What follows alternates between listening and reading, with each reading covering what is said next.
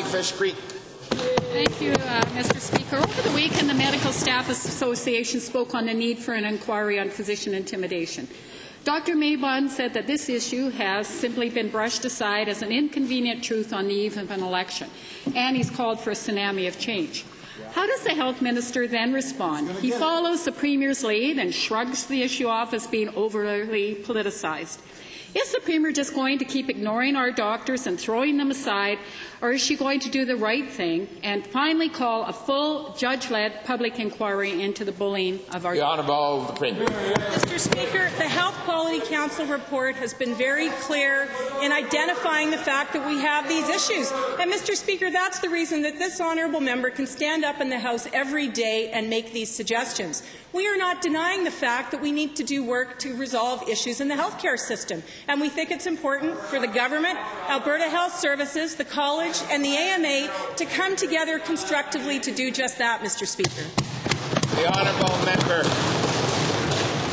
Premier, what you need to do is step up to the plate and do the right thing. Given that an extensive culture of fear and intimidation exists throughout this government, and given the AMA, the MSA, and Albertans are screaming for an inquiry into physician intimidation, when is the Premier going to admit that the terms of reference for her inquiry are completely backwards and ignores the most important issues impacting our healthcare system? The honourable member, please. Mr. Speaker, the day that we announced the judicial inquiry with respect to queue jumping, the discussion started with respect to why it didn't include doctor intimidation. My first response was because our commitment was to have a judicial inquiry with respect to queue jumping. And as I have said over and over again in this House, the reason you need to have an inquiry is if you're trying to determine the facts. We accept the facts, Mr. Speaker, and we're going to fix health care in partnership with doctors.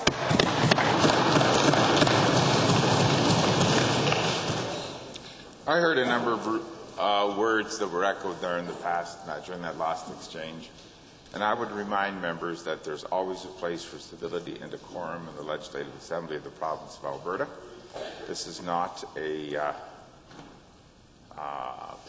place where we should expect anything less. If an honourable member believes strongly in what he or she is saying, they may always rise on a point of privilege and deal with such a matter.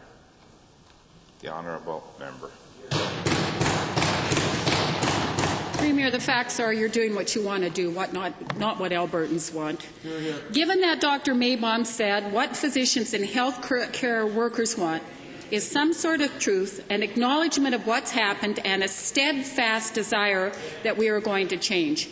How can the Premier possibly think that not calling an inquiry into physician intimidation is moving forward?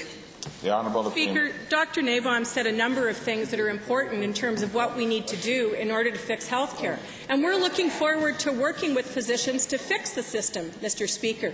But to presume that the only way to fix the system is to call an independent judicial inquiry, which will do nothing more, Mr. Speaker, than delay the process and not allow us to get on with fixing health care, doesn't make sense, Mr. Speaker.